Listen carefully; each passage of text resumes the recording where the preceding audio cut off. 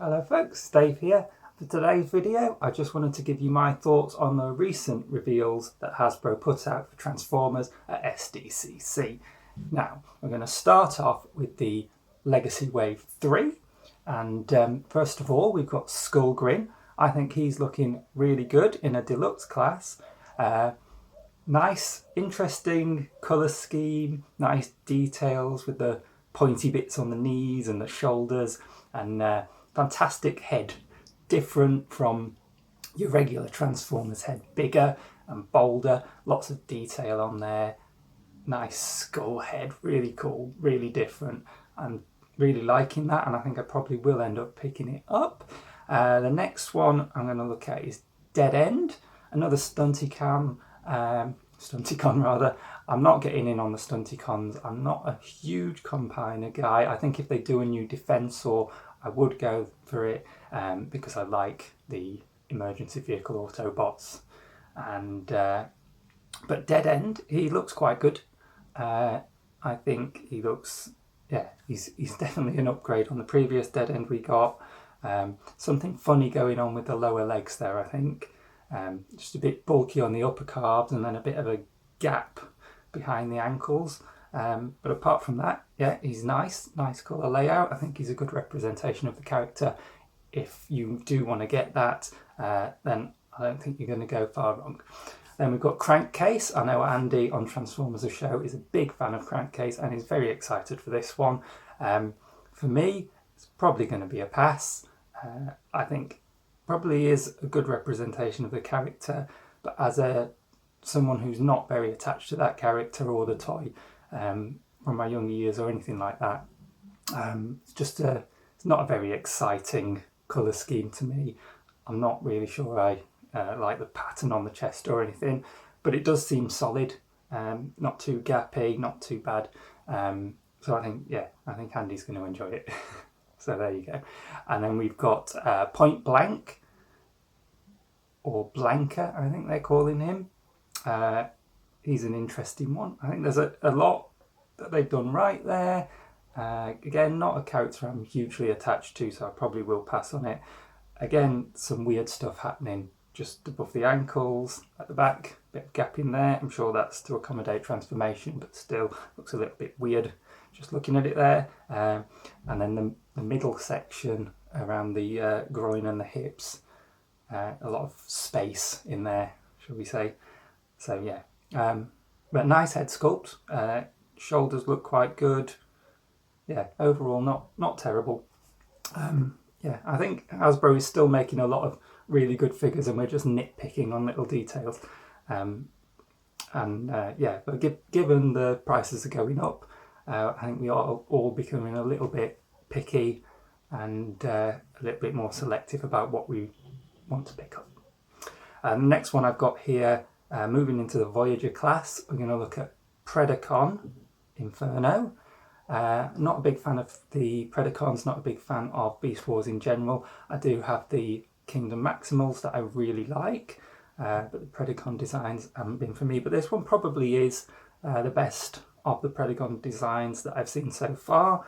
I think it's an interesting head sculpt. And the colour scheme overall, a few nice little highlights of colour around it on the lower legs and the waist and things. Breaks up all the red, and I think it looks pretty good. But again, just those bug designs, really not for me. Then we've got this one I am excited for, Voyager class Armada Starscream. I have the Armada Skywarp, the original, that I picked up at a convention last November, and that is an excellent fun toy, and I'm really excited to get this new representation of an Armada Starscream. I think that looks really good. There's no obvious gaps in it, looks solid really. There may be some gaps hidden around the back, we'll wait and see on that one. But I think the moulding, the colour layout, everything just looks like a really good toy. So definitely excited for that one. Hopefully it doesn't disappoint me down the road. So I will be getting that one. And then we've got the leader class is the Transmetals 2 Dragon Megatron. Another strange one there for me. Not going to be getting this.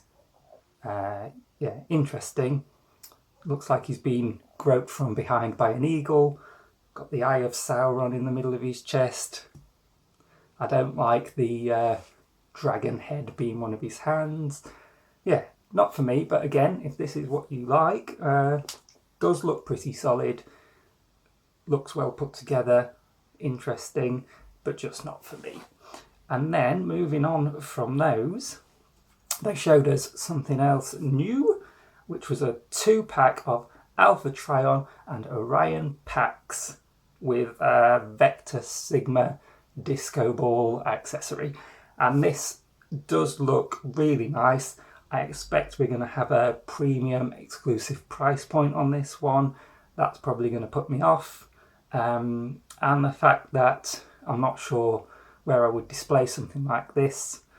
Feels like it needs its own separate space to be displayed, maybe with a diorama or something like that. But definitely looks really good. I think the use of the Scourge mould and the cup mould for these guys, with the different paint layouts, a little bit of remoulding, new head sculpts. Yeah, it looks really good. I think better than the original uses of these moulds. More distinctive, more interesting to look at. And yeah, I think a lot of people are going to really want this and really enjoy it when they get it. But it probably will still be a pass from me. We'll wait and see. I may change my mind on that one. And then a couple of other things that came up. We got some pictures of the Generation Selects DK3 Breaker, which is a blue trail breaker based on Diaclone colours, and he looks good. I like the trail breaker. Anyway, I have the original trail breaker mould, and very good. And so this is just him, but blue. So yeah, not going to get it. But if you are interested in those Diaclone repaints, that's a good option. And then another exciting one for me, we saw some more pictures of Shattered Glass Flamewar, and I am very, very excited for this one. I have gone straight in and popped a pre-ordering on this one, which is a big deal for me because I don't do much pre-ordering. And I think this looks really lovely. When the RC mould came out, my first response was to go, oh, I'll probably wait for the repaints and see what happens on that one. Interesting mould, but didn't really think it looked a lot like Prime RC really. And yeah, just a bit plain in the colour scheme on that one. And then we saw Road Rocket in the Velocitron line. That one was more interesting. I was going to consider that one. And then they hit us with this Flamewar, and I decided this is the use of that mould that I want. Very good. Really like the flame detailing on the chest, the yellow highlights around the wheels, the head sculpt's great. That little axe accessory works really nicely for, and I've seen photos of it being used as a bow and arrow too, and I think that looks really good. Yeah, the only thing with this mould I'm not a huge fan of is the way that the wheels are on the outside of the lower legs, but I can live with it. And I think with this colour scheme, they've really made the best of this mould, and I'm very excited to be getting this one. So guys, that's all I'm going to talk about today, but do let me know in the comments down there what you think of these reveals, and are you excited to get them? What do you like about them? Maybe what don't you like about them? And yeah, look forward to hearing from you, and I will see you again soon, guys. Take care.